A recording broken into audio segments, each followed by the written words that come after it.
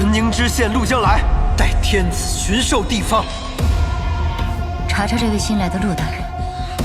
那魏家旧案，不知荣家从中做过什么手脚？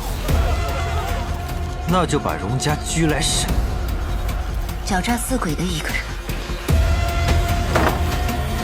我自然不会叫他在荣家放肆。论起杀人的机心，在座的个个都有嫌疑。谁敢动荣家，定叫他家业败尽，同整个临济官场为敌，值得吗？